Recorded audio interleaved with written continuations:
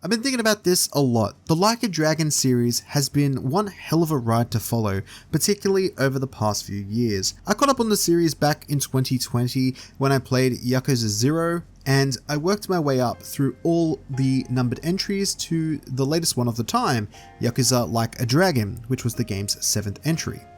It's important to discuss this when going into Like a Dragon Gaiden, because this game serves as two major things. The first is a connector between that 7th entry, Yakuza Like a Dragon, and the latest entry that was released in the series, Like a Dragon Infinite Wealth.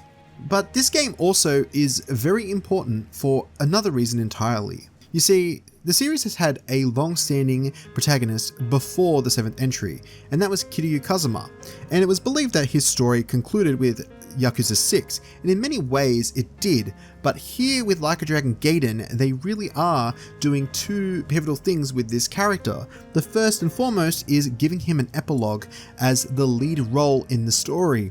And also the second thing is tying him in to Infinite Wealth and also explaining his presence throughout the 7th game. So whilst this game is a midway point between 7 and 8, it is also a conclusion for another character as the leading role, a closing of the book. And with that being said, I would say that if you are a newcomer to this series and you are looking at Gaiden as your jumping on point, I would highly advise against it, as I feel that this game starts in a point where you are either familiar with the events of Kiryu's story up from the previous 6 entries, or you have played Yakuza Like a Dragon, the 7th game, which works as a kind of quasi starting point where you could get into this series playing as Ichiban. So in no way, if you have not played either of those two games or gotten up to speed in any way, I would advise against Like a Dragon Gaiden. However, if you are a long-term fan who has been following this series and has fallen in love with these characters, Like a Dragon Gaiden is the game for you. This game delivers the conclusion to that long-standing story that you have been following for a long time. I'll admit this, on the gameplay front it is a lot smaller for RGG standards, but in no way does that mean that there is not a lot of content to do. This game is still packed with 30 to 40 hours worth of content that'll get you through this whole game if you're wanting to 100% complete it. It is got a lot of substance here with its sub-stories and a compelling conclusion and send-off for the series' long-standing lead role, Kiryu Kazuma.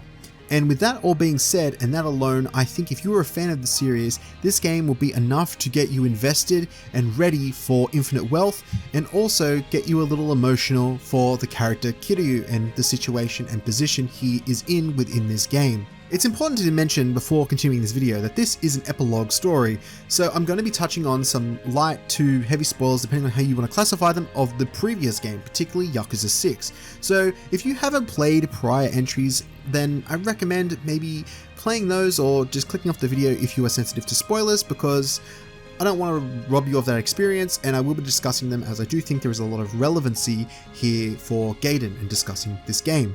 So with that being said, let's get into the review for Like a Dragon Gaiden. It's important going into Like a Dragon Gaiden to understand what type of experience the game is with regards to where it falls in the broader story and how much of a full offering that this game is in terms of its content, its structure, its runtime, all those key aggregates that people generally look for. If the Like a Dragon series was still following its numbered entries, Yakuza Like a Dragon would serve as the 7th entry, with Infinite Wealth serving as the 8th. So the big question you probably have for me is, where does Gaiden land then? Well, Gaiden falls under this pseudo 7.5, a bridging story that falls between the two games and tells the story of Kiryu and what is taking place on his side between the events of Yakuza 6 and 7, and it neatly ties into the latest release, Infinite Wealth. I've included this segment of the review because I do think it's important to know going into this game that whilst it does provide a packed experience full of content that you've come to be familiar with, and the majority of the staples that define the Like a Dragon experience from its exploration and gameplay loop, the main story is much shorter than what you would usually expect, and the quantity of sub-stories, minigames, and side content is definitely pulled back in comparison to many of the numbered entry counterparts. The game is being sold also at a cheaper price than the numbered entries too, but you do have to factor in just how much of the content is in this game, and the story alone will take you about 15 hours and it'll take about 35 to 40 hours roughly to 100% the game, which if you've played many of the other Like a Dragon games, that seems a lot shorter. Personally, I don't mind this. I think that it being a much more compact experience and being charged at a cheaper price point is definitely a good thing, and I think that this story in of itself is never trying to advertise itself as being a grand and big experience that the other Like a Dragon numbered entries are. And I think when you see the amount of content that is available in Infinite Wealth, it is obvious that they are staking all their efforts and a lot of the big open world mini games and side activities and all of that, and they're packing it into that game, and then they're really focusing on trying to deliver a much more intimate and compact experience here, a more final lap for Kiryu in this experience here with Like a Dragon Gaiden. So now I'd like to dive into what I think is the core component for playing this game, which is its story. Like a Dragon Gaiden serves as a final sentimental outing for the series' long-standing protagonist, Kiryu Kazuma. And as the full title for this game suggests, the man who erased his name is in reference to Kiryu and what happened at the end of Like a Dragon 6, where he has faked his death and now living under an alias, working for a group called the Daijoji in exchange for protection of his foster children. The events of Like a Dragon Gaiden see Kiryu providing security on a smuggling mission when things go belly up, and it delves deeper into many different events that ultimately tie into the events of Yakuza Like a Dragon, with the dismemberment of the two major clans. The events of Like a Dragon Gaiden serve to fulfill in the gaps of the events from the end of Yakuza 6 to where we encounter Kiryu in Like a Dragon. It is also a setup for where Kiryu will be and how he becomes a central character in Like a Dragon Infinite Wealth.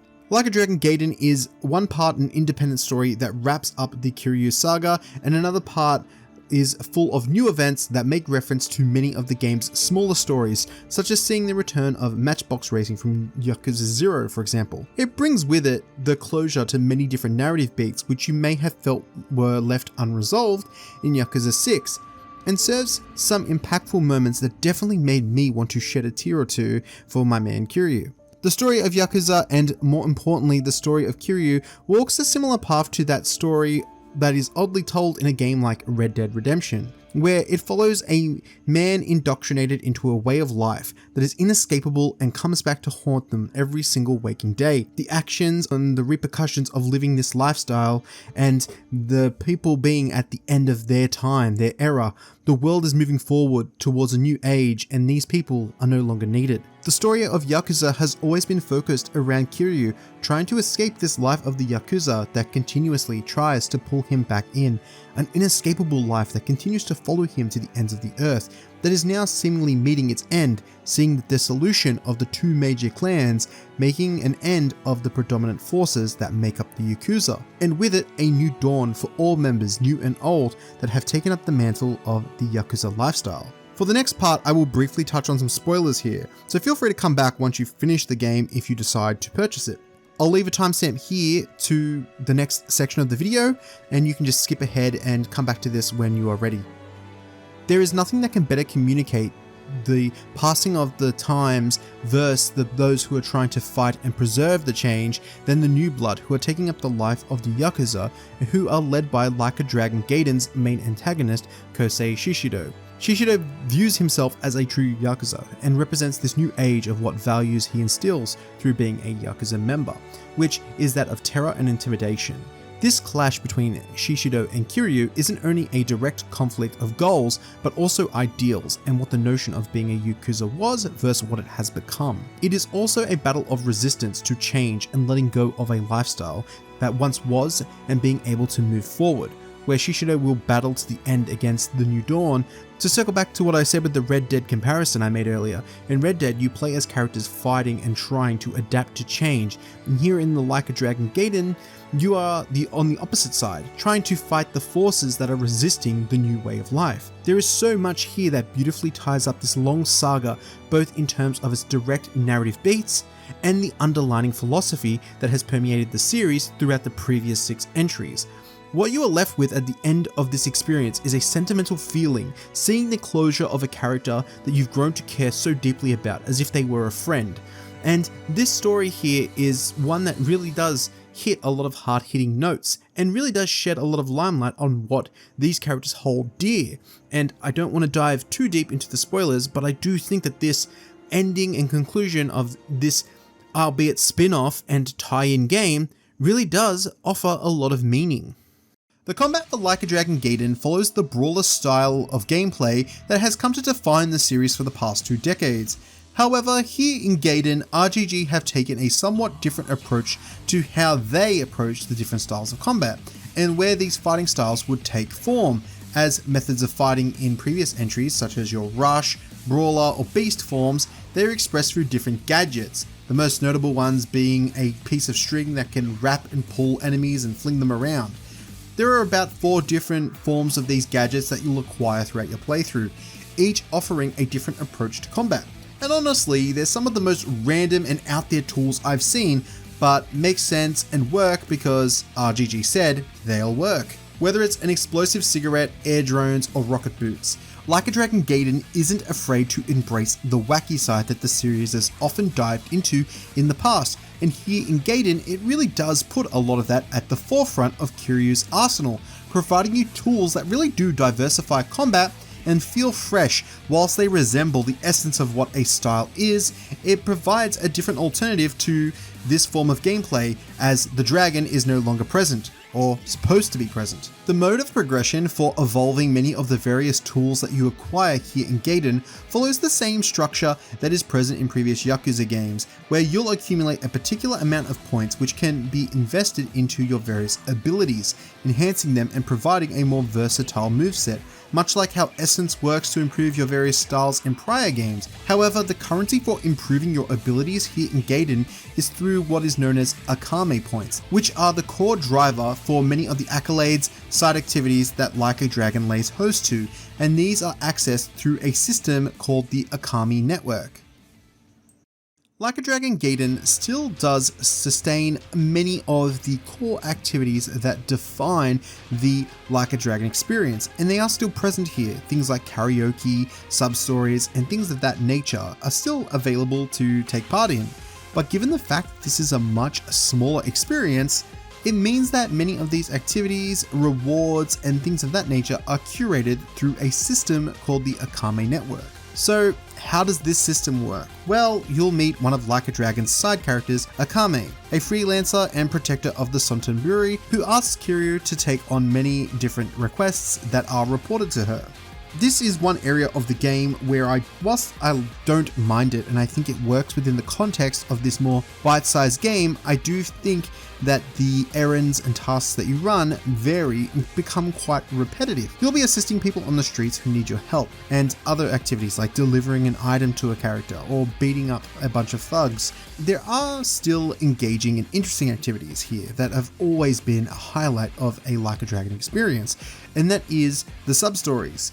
The little activities on the side, like going to eat at restaurants or playing karaoke, mahjong, and things of that nature. Those things are a ton of fun, but there are these very repetitive activities that flow into the Akame Network. And whilst I can forgive it given the nature of this game, I do still think it's worth mentioning that these activities can become very formulaic once you've done them a few times.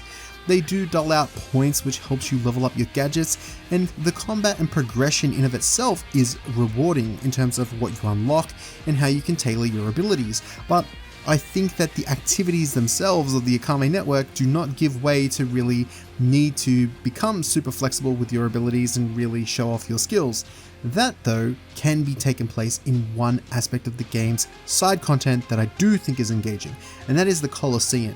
So you'll have a battle Colosseum in another location found in this game where you can work your way through the ranks and you can recruit different people and you can fight, and it's a really cool RGG minigame that you would expect it to be. And I think that area of the game is really good, and it's like there is a lot here to really like, and I don't want to sound like I'm ragging on the Akame Network too much, but I just think that that aspect of the game isn't the best outing for the open world exploration that this series has shown in the past. It's not bad, but it is something that becomes repetitive. I think, like with many of the other games, it is these big, bustling side activities that will really hook you in and keep you playing. And there's one thing worth really mentioning here, and that is the runtime for this game. So it took me about 15 hours to 20 hours to beat this game. I'd done some side content and I played through the main story. And on average, people are reporting that it takes about 30 to 40 hours to fully complete this game. That might sound like to a lot of veterans that this is a fairly short game. And that's because it is by RGG standards. But for the average player, this is still a wealth of content that is there to really get into. And I think that this game hits a good sweet spot if you're just looking for a diversion to play before diving into a game like Infinite Wealth, which will take up a lot more of your time. Yes, I think the exploration in this game is curated and phoned in a bit more, and intentionally so, given the fact that this is a spin-off game. And with all that in mind, I can let this slide, and I really do think that it is a nice diversion from the main story, but that is the main meat and potatoes of this experience. It is the story. To wrap up this video, Like a Dragon Gaiden is a sentimental epilogue to the Kiryu saga, in a way that doesn't conclude his story in the world of the Like a Dragon series, but more his place as the primary protagonist in it. Like a Dragon Gaiden is a lighter experience in every sense in terms of gameplay and available content when you compare it to the other entries of the series. However, as a standalone experience, it still offers a ton of things to do. Side activities, sub-stories, and little mini-games that'll keep you occupied for hours. And more importantly, a story that delivers some hard-hitting and compelling moments that tie up the loose ends of Yakuza 6 and neatly lead into Infinite Wealth. If this is your attempt at looking for an entry point, as I mentioned at the start of this video, I would advise against it, and I would highly recommend either starting at Yakuza 0 or Like a Dragon, Yakuza 7, or even Yakuza 1. Just start at the start of Kiryu's story or Ichiban's story, but this game here is one of a closing of the book, an ending, a conclusion. So with that being said, if you are a long-standing fan who has been into this and been on the fence for wanting to play this particular game, this is a great midway chapter that neatly sets the stage for Kiryu and his presence in Infinite Wealth, and delivers one of the series' most compelling moments, for me personally, and for anyone I believe who will be attached to this character. I ultimately do recommend and believe that it's worth checking out Like a Dragon Gaiden, The Man Who Erased His Name. And if you are someone who's been invested in Kiryu and this series, you will not be disappointed. Thank you for watching, and my review for Like a Dragon Infinite Wealth is currently in progress and should be on the way soon. So keep an eye out on the channel for that, and if you haven't subscribed, maybe consider it, because I'll be talking about that game and many others in the series in the future. Thank you.